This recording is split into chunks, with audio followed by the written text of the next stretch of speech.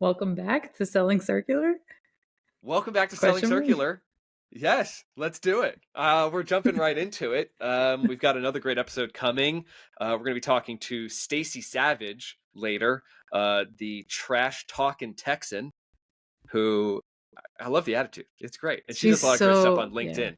Yeah, so it yeah. was a lot of fun to talk to her, and we have that queued up for halfway through this episode. But we're going to continue our segment first, where we sort of started to play with learning and how are we educating and learning ourselves, and then reporting out what we're learning. And I would like to say that really we could probably just name this sort of like a nerding out episode. We're letting our nerd out on this episode, where we just get to kind of do some research, geek out it on a little bit, and just share what we're passionate about, and maybe hopefully people find it interesting. That's really what I hope in this segment. So with that, Yeah. you want to take us? You want to lead us there? What are we learning about?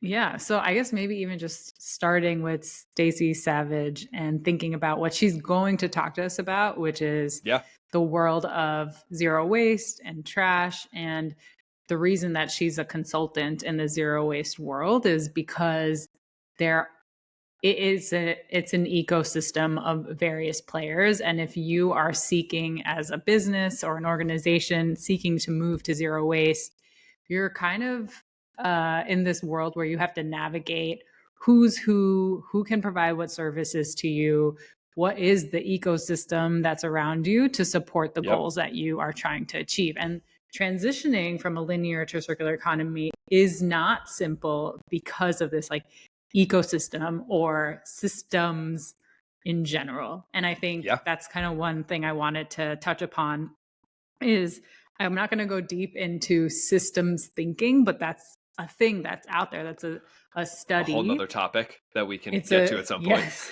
And it's very cool because there's like a lot of great frameworks to help you understand how to connect the dots between a variety of things that are happening in the world. And actually, if we can kind of start with that. It was like, what is a system, right? It's kind of like a thing that has a boundary. And I'm not gonna absolutely nail the definition, and I want to try to pull up an image. But isn't that fair to say though too, that even, I mean, I'm sure there's a definition of a system, but the nature of our circular economy solutions that we're all trying to figure out is the boundaries can be amorphous. Yeah.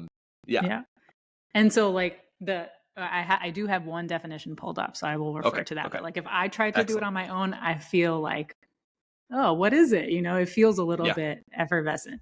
But here, Donella Meadows, who studies systems thinking and has written a lot about it, says that a system is a set of related components that work together in a particular environment to perform whatever functions are required to achieve the system's objective. Which makes sense, right? It's like, there's a group of related, maybe connected kinds of things. And you can think of systems at so many different scales. Like one example that I came across when I was thinking about systems thinking was, you can think of a cow as a system, or any animal, right? Like there is a boundary. Its skin is its boundary. It has pieces inside of it that are working together in this environment. And the functions of those pieces are to make the cow live and sustain itself for a while. I'm getting a little meta in this in my own head of how many systems I am and how many systems I'm within. And just the universal nature of just, I am just one, but just of a system. Yes. Exactly. Okay. Yeah. And that's also like the cow, right? So the cow is a system, but then it is part of a farm, which would also be a system. I've never thought of it. Cow is part of. I don't know why. All right. Yeah. Which is helpful, because then there's like a little bit of like a spiritual universal nature, I think, to systems, which is we are all interconnected in some form or fashion. And we have to be aware of what those connections are and what are the reinforcing and balancing forces. And that's systems thinking. If you go deep into that, there's like you can draw diagrams about what is reinforcing and what's balancing in a system so that you can understand the impacts of your actions, which is pretty cool.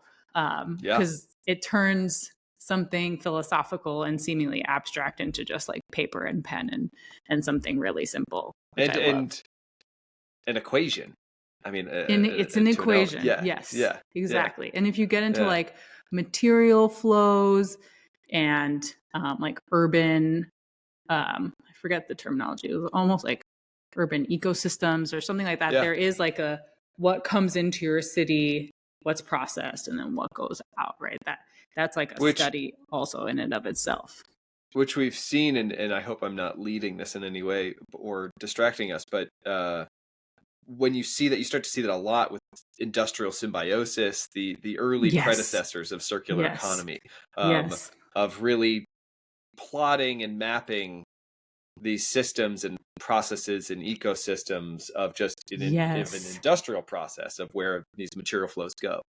Exactly. Yeah. And there's the exciting thing about that is if you have enough systems thinkers, like my hypothesis is that circular economy people tend to be more systems thinkers because we are the ones that have kind of like a zoomed out view of the world and are looking at these dots. Even if we haven't studied systems thinking, we're seeing a pattern emerge and we can see those reinforcing and balancing loops and where it's going wrong in the linear economy. Yes. And that's why we get involved, because we're like, we want to be an influencer in how the system changes. So I actually want to just pull up this image. So systems thinking and sustainability projects and communication, right? I found this just in Google Images, or you can see the source there. But if you're in a boat, you're in a system, and this guy over here is saying, I'm sure glad the hole isn't on our end, right? So it's like passing if you don't realize you're in a system and you're not realizing your role in the system, you're passing the buck to somebody else who has to deal with to the other end of the boat. Yes. Exactly. Okay. Exactly. And similarly with the elephant. Yeah, explain the elephant, actually, because this is ringing a bell with something I've heard before, and I'm trying to remember what this sort of allegory I think it's like is. It's a story of blind men who approach an elephant, and they all have a different description of what they're observing with their senses, right, with their hands. Yeah. And without the communication with others who are experiencing a different part of the system, you would have no idea upon first touch that this is an elephant, which I think is pretty cool. And I think that it's about the parts coming together, and then everyone's sort of communicating those parts for the whole. Yeah, exactly. And the other thing I wanted to kind of touch on and connect the dots to is that like that level of influence, right? You in this image, right, you have Molly, who is dealing with a lot in her environment, in her system, maybe some personal stuff, work stuff, relationships with public systems, her own family, her own work, and thinking about all of that is a lot in her own system.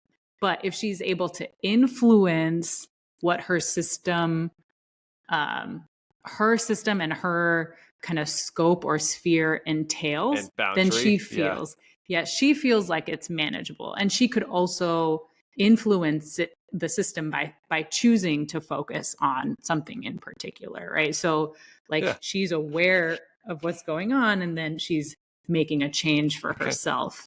I'm kind of into the mental health element of this too. Just controlling the variables that you can control. Exactly.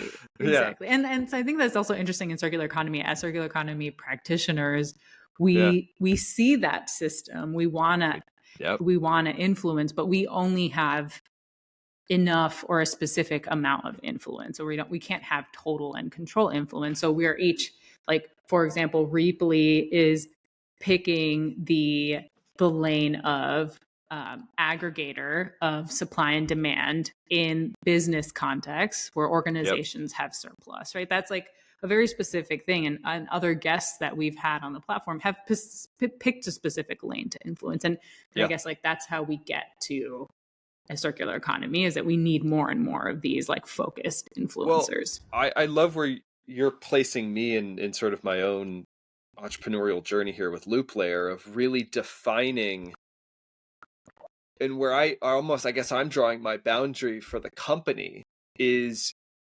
specific points of inflection or aggregation or where things can actually be affected. And as a small company, we only have our ability to focus on very defined points and very tight boundaries and scope, because ultimately the resources aren't what a lot of other companies might have. And so there's something in this too that's actually, it's allowing me to reflect on how I'm controlling our scope and what we can affect and control for the impact that we're trying to have. And then we can scale that out with more resources, people, etc. Exactly. But ultimately that systems thinking and figure out where are you in this system for the most impact is very important. Exactly. And I just wanted to now kind of move to a specific example of this in a particular industry where there are inherently many types of stakeholders, so that we could understand, like, if you are a listener, or you could, if you're a listener who's in this industry, the building materials and the built environment industry, you could kind of identify what your role is in advancing the circular economy. And if you're not in this industry, you can understand or maybe draw a parallel to, okay, who are the other players in my own industry that could also have an influence in advancing the circular economy. So it's really just to paint a picture. And so I pull up this example, which is from the Circular Built Environment Playbook report, which is published by the World Green Building Council. It's a really excellent report, and I highly recommend. I haven't seen something as like thorough and specific with the levers for change and the call for action and the checklist that they have in this document. So I really love this document. But I thought they did a great job of calling out the systems players, and I kind of wanted to talk through who the players are and what their influence could be. And so what right now we're seeing a PDF page with of cells, essentially boxes of stakeholders. Exactly. And so if you think about, and we've had some guests who have been part of the built environment industry and building industry before, and that's been cool to, if you think about Eric Law, right? He is in deconstruction, right? That's one of the cells that we have. And he might not even be the person doing the deconstructing. He's the one who's reprocessing the materials coming out of deconstruction so that it could be, that wood supply could be used by a manufacturer or a supplier in a new construction, which is pretty cool. So you have, if you think of buildings going up and buildings coming down, you have the contractors, right? Who are the people who are actually going to be doing the work of making decisions about how things go up and how things come down, right? And they're working on behest of the asset owner or the occupier, the person who's going to be in the building or own the building at the end of the day. And those folks, they have a lot of power that I don't think that they are aware of how much influence they could have. And I think it would be cool actually to throw this on a map on, you know, what kind of decisions you could be making and how much influence you do have. We do see, because there's so many stakeholders, there's kind of a lot of finger pointing, not in like a not in like an ill-intended way, is more just I don't think I have the power. Well, I think there's, if I could do it on a smaller, I don't know if this is smaller, but I think one of the most prevalent examples I've seen is watching live 3 different stakeholders in the recycling space point at one another. And you have recyclers or waste managers that are saying, hey, we aren't the ones to decide this. It's decided by our constituents, the people that we serve. And then people then point to, no, we need policy. And then policy then goes, oh, no, but we need these companies to do this job. And it's like, I don't think sometimes you can get that caught in that cycle where no one maybe understands the effect they have on that to be first mover within that boundary of a recycling system. Exactly. And I think you're touching on one of the other players listed here, right? Policymakers is who's going to, who can establish what the expected behavior from all these other stakeholders are. It really could be anybody on this list, but policy could help standardize and bring those like circular opportunities to scale in a city. So if you think about the city of San Francisco, they're working on a policy that would require a certain amount of building materials be reused in new construction. So that's you get the scale of the whole city with that kind of decision. I mean, it could be this ecosystem decides to do that on their own, but without the policy, would it happen as fast? Well, I love where your head took this, because then it jogged the conversation we're going to have with Stacy coming up, which is she was finding herself being a little bit in a position of, she kind of fell. I mean, I guess I don't want to ruin it too much, but falling within the policy making mindset where she's like, I have, I think, the ability and the power here to affect some change, and I'm going to push this through, gather the stakeholders of my community, and make a change happen that will affect local ordinances. We can get into that further with her, but to your point, it took someone to realize that power that they had within this ecosystem, within this system, in this boundary, to make it happen and to affect the change for the other stakeholders. Exactly. Yep. And I think we covered most of them here, but we have the developers and investors could be the asset owners or occupiers. It could be a different party also. So that's also where like if the person using is different than the person investing, like are their interests aligned? Like if I'm a tenant and I want to live in a more sustainably built building, how can I communicate that to the developer or the investor? It seems like a non-starter almost, in today's world. I don't know how that happens. Even like personally, right? Today I'm looking to buy a house. Like I don't have a say over what materials, unless I build it myself, right? What materials are used. I have no say. Which then at that point too, there's such a loss on, or such an exponential amount of energy to put in to create something like that, and then a loss of the economies of scale if you're just doing it by yourself. Exactly. And so the power probably to affect broader supply chain, or broader at least supply or demand for those types of products. So absolutely. And I think that's so interesting, because there's kind of a lagging indicator, right? Like we have growing demand for that as a generation to both want to own something, but then have it be a lower environmental impact. And I feel like those buildings are just starting to happen in certain communities where that's of real importance. I want to reference a building that I know, or a development I know is popping up in the Tempe, Arizona community, in which they prioritize that none of the tenants would have parking spots dedicated towards their units. Ooh, cool. So it was very much a walking community and a focus on a 15-minute type, 10-minute type community. That's cool. But but lagging in the demand, and hopefully rewarded with people who have interest in that. Right. And so that's where this takes me. So thank you. It's like, how do we respond as individual consumers in a system like this? Yeah. And I think, so then the last group that we didn't chat about is the designers. And that's also where like you, the user, could influence the design by expressing your wants and needs, so that the designer could then in the next project maybe take that into consideration, and they can also be an advocate on your behalf. They're also they're the ones doing like the building design, I like the interiors, right? They're the ones, like for example, if you go into a townhouse community, somebody is deciding on your behalf what the interior space is going to look like. So all of this to say is that this is a list of different types of organizations and people in the value chain of the built environment.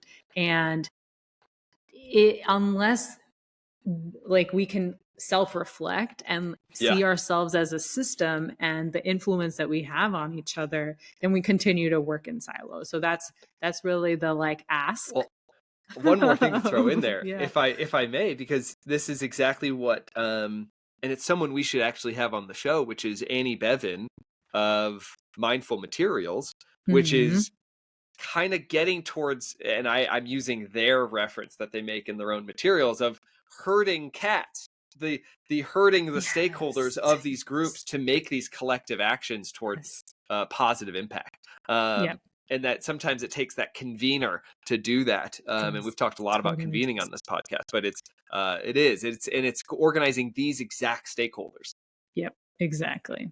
Well, that's all I had. There are many systems out there in the world. Circular economies can be a system, and we ourselves can be parts of that system or influence the development or change in the existing system to new systems. And I pride myself on being at least like feeling connected to what is possible through systems thinking and influence. And if this resonates with you, learn more about systems thinking.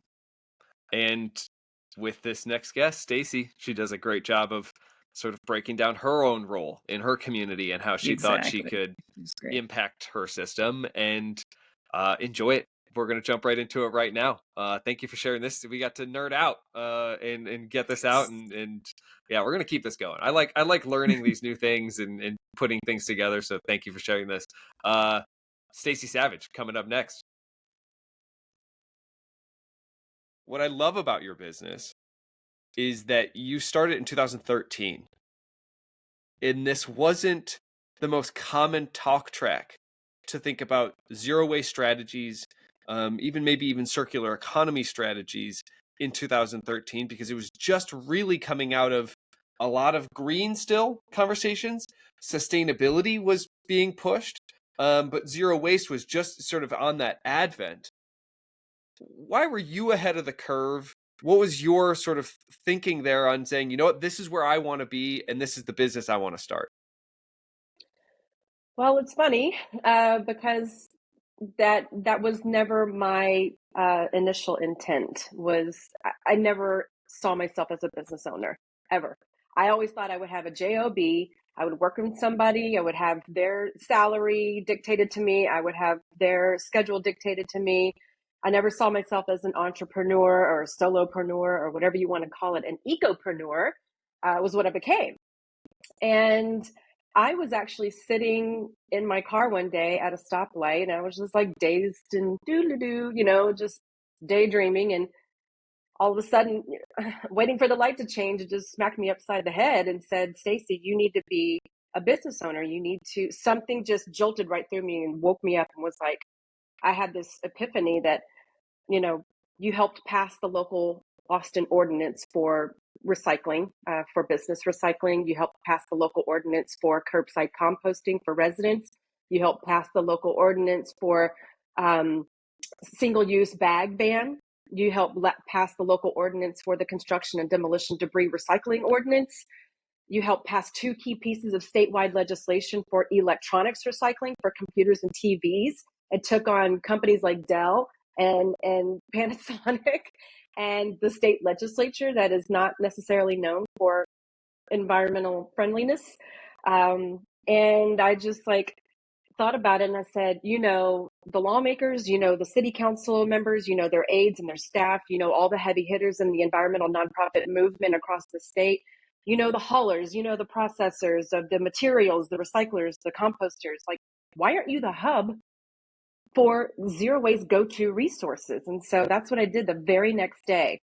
I went to the Travis County Courthouse. I dropped my $17, and it was the best money I ever spent because I got my DBA.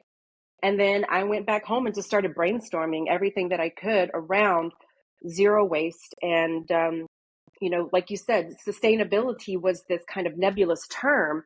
And I knew that I needed to niche down because I had been working at that time in the recycling arena for door-to-door campaign organizing. I was talking to thousands of Texans every single year on their front porch regarding, let's get signatures, let's get petitions, let's get people to donate to our campaign and give us that people power that we needed behind us to pass these pieces of legislation at the local and state level. So I was out there doing the grunt work. I was doing the door knocking. I was talking to people and finding out what their key concerns were around recycling of toxic, materials like, the lead and the mercury that's found in our electronics, and why is it ending up in our taxpayer-owned landfill facilities? Why are we paying and footing the bill for massive corporations to not have to deal with their own waste?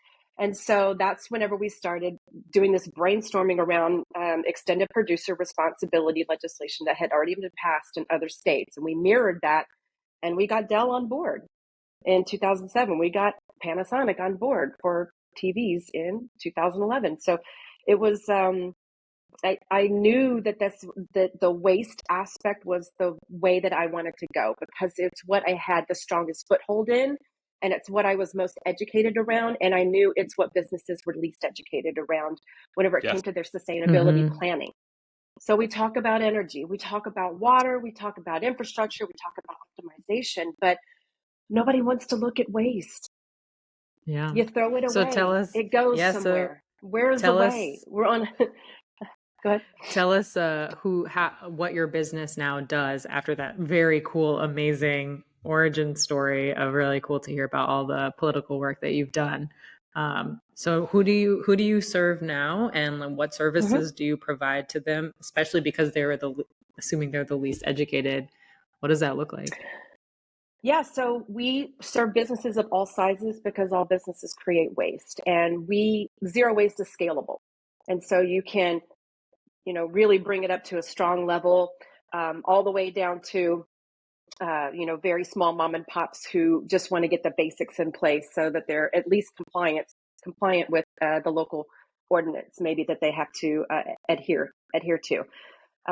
So we provide deep dive waste audits where we're up to our elbows in trash and recycling and food waste composting for hours and hours with, subcontractors that we bring on to do the dirty work.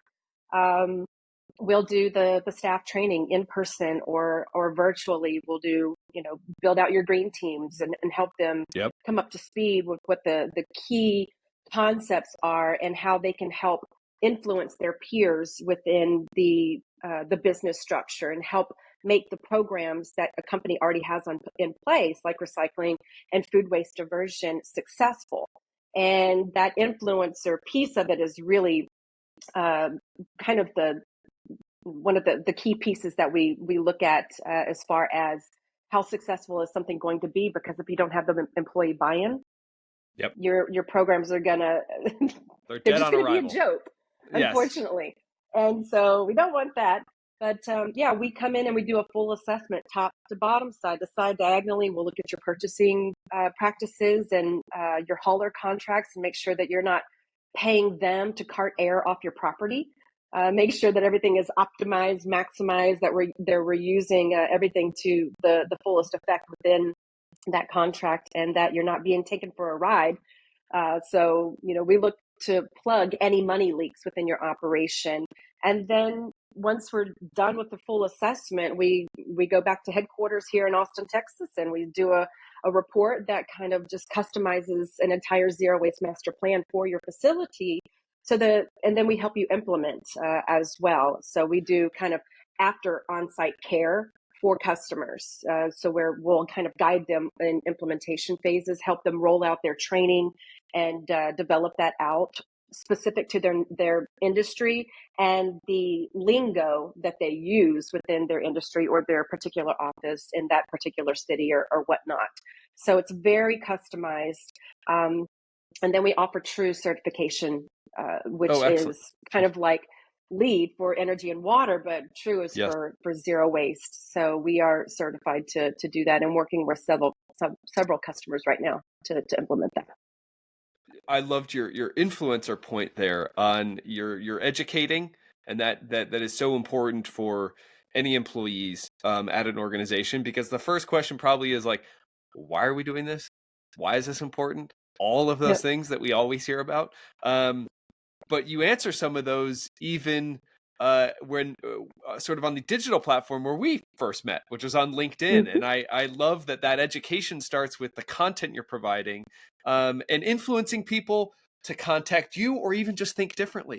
So I love the way you brand it, which is your trash talking Texan, and that's ultimately too something that you do live, is answer those questions. Talk a little more about how important that is to answer those questions, from the simplest to maybe the more complicated, but giving people that venue to bring their questions, how important that is to sort of breaking that barrier down. Yeah, so we go live on Zoom every Wednesday at 1 o'clock Central. And people who register for our events, and I usually post them on LinkedIn and Facebook and a couple of other platforms like the registration link, you can always just reach out to me in person through a DM or something like that, and I'll send it to you. But every week we sit down with attendees and we go over their headaches, their waste nightmares, I guess you could say. And we go over basics of what the key definitions and common misconceptions are around waste. And we help people get over the ick factor whenever it comes to handling some certain types of waste. And, we just answer their questions about what they're seeing on site in their particular city and their particular state. Maybe they have an ordinance or a statewide policy that they have to comply with, and they need a little assistance, or they're not clear on something. And how can we do this better? And my industry does this, but we want to go this way. Is there a better avenue? So we really sit there, and it is real time brainstorming on your particular issues that people can walk away with at least a start, at least a launch pad, right, of ideas. And they can always contact me a little bit later, and we can do a back and forth, and then eventually hire me. We're ready to go. So it's always about bringing that value and helping people feel heard. Because let's face it, sometimes in corporate structures, people who are doing the work are not actually being heard. They've got all the insights, and they've talked to their staff and employees, but sometimes the higher ups may not see value right then in what they're bringing to the table, even if it demonstrates cost savings. So we really want them to feel heard and inspired and motivated to keep going and keep doing that work to green up your company from the inside out. It is the unique aspect of the systems we're trying to change, that it involves top down, bottom up, middle out approaches. That there's so many things that need to be brought together across so many different levels of an organization, that it is unique to be piercing that a little bit and breaking down the questions and the barriers. What I love about what you do in that is sometimes the barrier too is people don't know what to Google. People don't know what to just try to just put in a search engine to try to figure out the next step. And so having that one-on-one, that brainstorm, I bet actually that can skip you probably 2 or 3 steps in understanding where to tackle this problem. And so I'm always just fascinated with, we have all of the knowledge at our fingertips, but if you don't quite know what to phrase and how, well, then that's actually where, some barriers can be set up initially. Which is kind of like, the newest technology around ChatGPT. If you don't know how to prompt something correctly, it's going to spit out something totally different than what you expected. So we have to be precise, and a lot of times that precision just isn't learned yet. And so we have to have that open forum, that space, that safe space for people to come in and say, I don't even know where to start with zero waste. That's okay. We got you. I'm so curious, in the zero waste retail or consumer space, there's a couple of brands and a lot of storytelling around transforming your personal life from being wasteful to not wasteful. And I'm curious, what sort of storytelling do you leverage to get organizations to go from that kind of ick factor all the way to, okay, we actually have to change your behavior? And the reason I'm asking that is I've done the waste audits too myself. I've been elbow deep, and photos of that, I was just thinking photos of that make people feel oh, if that person can be elbow deep in the waste, there's a person in the waste, like doing science, right? Like, so I'm just curious, like, what tactics do you use to help story tell people out of the ick factor? Yeah, that's what we do as well. As we photograph, we do time-lapse videos of, taking a 6-hour waste audit and convert it into a 30-second time-lapse video. People are just like, oh my gosh, look at all this activity. And you can see the bags go down, down, down, down, down. And then a whole new load comes down, down, down, down, down. And we're just picking through it. And it looks like total chaos, but it's very organized because you have to capture the data and you cannot let even one bucket slide. So if you do, you don't have you've got a bit of skewed data on a particular waste stream. So we have to keep everything very organized, and it has to go very quickly because you don't want to stew in the waste, even though you have protective gear on. But allowing businesses, business owners, managers, supervisors to see what is actually going out the back end in the dumpsters, in the roll-off containers, is really eye-opening. And a lot of times they are in their cubicle or they're on their floor, they're within their department, and they don't see what's going out the back end because the janitorial crew comes in at night when they're not there and pulls everything and puts it out in the back. And so if you're not constantly lifting lids, your dumpster lids outside, and you're looking in to see the fill levels, if you're not tracking, what's coming in through your procurement department and what's going out through your hauler's contract, then there's a lot that gets lost in translation, and a lot that where there's oversights for money just kind of disappearing whenever it could have been utilized in a lot better ways. So being able to detail that in the reports that we generate with photos, as well as the videos. We also do in-depth interviews with key personnel. Now, whether that is, the head of the green team, whether that is your chief sustainability officer, whether it's the CEO of your company, or it's the brand new employee that you just onboarded 2 weeks ago. We can sit there and gain insights from everybody's perspectives, and we do a word for word transcript, and we're able to record them with their consent, and we're able to give them those insider nuggets, those little pieces of information that managers need to see and hear regarding the perspectives around those waste diversion programs. If people say, this is not working, I don't understand it, that means we got a little training to do, and we need to probably look at your signage, and we need to look at your color coding, and is it coming across in a way that is, just does it relate? Do people relate to what you're trying to convey? And are you showing the numbers? Are you showing the tracking? Are you showing that we're recycling this much and we're dumping this much? There's got to be a lot of transparency around the numbers as well, which can drive people's behavior change. So I think those couple of things are key pieces that we can bring to the table whenever it comes to showing people what the company is doing, where it wants to go, how it's improving and progressing, and then giving employees bragging rights. That's really what you want to do, is have them talking about your company outside of the company walls to all their friends and family, and talking you up and recruiting new people, and building that brand awareness, and that word of mouth is really key. So I think setting your own employees up to do that is really something that these kinds of waste initiatives can provide. Two things on that. I mean, that is that employee retention opportunity, that employee pride opportunity in your community, that helps your business grow, helps your hiring be more successful.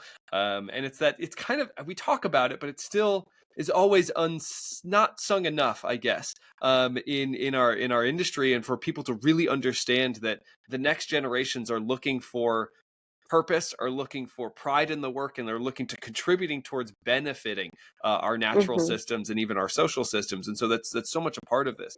What I also love about what you said is, clearly, just as much as you're digging in the trash and you're trying to build these zero waste programs, you're also digging into the institutional knowledge and helping uncover a lot of the value there. And that can sometimes be just as much of a barrier, because in every organization, the relationships between employees aren't necessarily 100% 100% transparent. So you're able to pick from what this person knows on the green team to what maybe wasn't communicated up to the sustainability officer. And so I love that there's an element of that too, that's just in getting to work in the social systems and getting to know the people and what those people know. In all of that, there's value. In all of that, then, what have you found that, when it comes to costs? I'm always curious where there's always that barrier. There's so much left on the table, but sometimes that either means that there's a little bit of cost to get to it.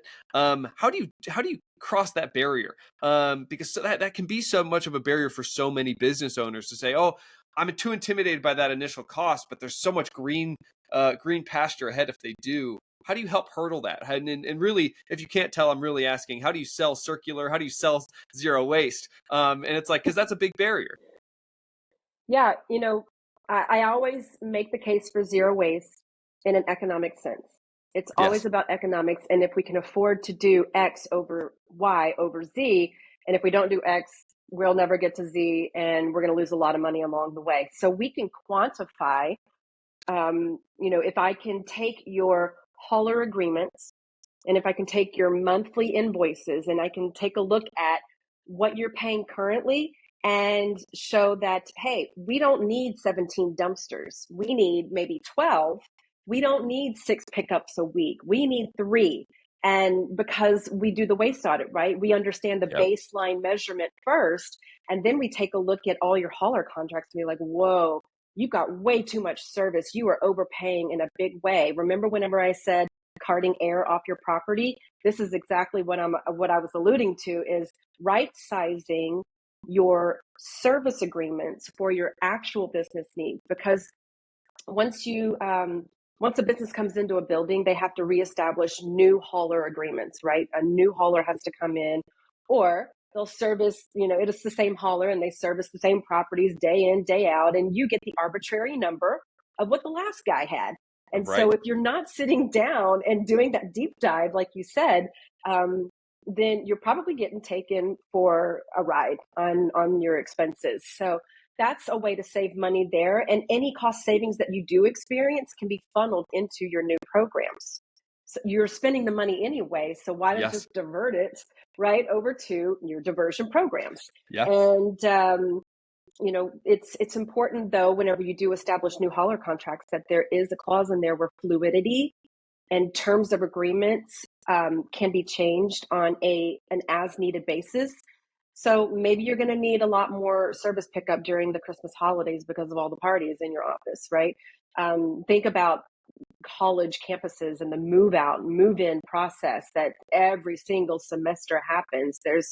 You just have to be fluid within your service levels, and you have to reduce where you don't have very many people and not a lot of generation. And then you have to increase, on the other side of the coin. So cash savings, being able to show that and using like a sliding scale. If you reduce this much, you're going to save this much. And being able to show them year on year cost savings is one thing that kind of opens their eyes, and they're, nodding their head like, oh my gosh, I didn't think of it in these terms. And then you also have to think about it in the way that you're recruiting your, top tier talent. Are you losing out on talent because you don't have your sustainability programs in place? Or even if you do, are they not effective? Are you not marketing and advertising? This is how you're going to rope in your, millennial and Gen Z, and very soon your Gen Alphas, who are looking for companies who they can work with, that they can trust, that they're not polluting the communities that they live in, that there's social justice, there's social impact as a key driver. And investors, shareholders, they're looking for companies that have ESG as a top priority. It's one of their top 5, investor insights whenever they look to who they're going to invest in. If you don't have a sustainability policy, if you're not showing the numbers, you're not being transparent, you're probably going to get passed over. So that's money out the window too. So there's all kinds of aspects around the cash savings and the employee recruitment and retention, investor dollars, green marketing to set your company apart from the industry competitors, and to establish brand loyalty. brand loyalty is one of the, the main factors that any company looks for, and 50 to 100 years worth of brand loyalty is priceless. So as we round out the segment, Stacy, I'm curious, you've been at this for a long time. You're in Texas. Like, what are the macro trends of change that you're seeing, and what gives you hope that we're getting better in fighting climate change?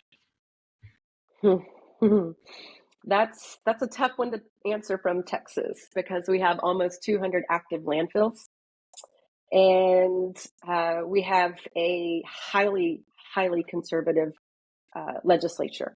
And again, that's why I always post things in an economic frame, so that people can see the money that they're losing out on. It just happens to come with the side benefit of environmental protection. So, landfills in Texas are big business, huge, and we take in trash from other states as well. So it's a hard ship to turn, and there's a lot of momentum, but we've been doing the same thing for over 100 years, and burying our crap in a hole in the ground is not sustainable. And a lot of these landfill permits have 100, 300 year, timeline on their permits. You're going to tell me at 300 years from now, we're still going to be burying our stuff? No, it's not allowable. We should not allow this. And so there's a lot more that we can do. And I think Texas can be a leader in the circular economy because of all the room for improvement. There was a huge study that just came out that assessed the recycling programs of all 50 states. And I think Texas was like 43rd or something like that. I mean, really embarrassing. So we want to get those numbers up. And we know that Texas is only recycling about 25%. So we need to have more infrastructure. We need more companies coming to Texas that can allow more infrastructure to keep these materials out of our landfills. Especially with food waste, it's 40% of our waste stream, but it's also one of the top 5 climate gas emitters in our landfills is rotting food and rotting organics. So we need to pull these organics away from landfill and to put them back into the soil, have regenerative processes that can nourish the soil that is growing the crops that of the food that we bring home from the supermarket or the farmer's market. That's the cyclical, that's the circularity of it all right there. So the way Texas goes, the way the nation goes, many times. Yeah. Yep. I wish I could say the same for Illinois. I love my state. I love my city of Chicago, but we might be right there with y'all in Texas too, where we all have lots to learn. We all have lots that we can be pushing forward. And so I look forward to seeing more from you and sharing more from us. And then we have more to do as a team. So if anybody is interested in learning more, please reach out to Stacy on our website, which is zerowaste.org.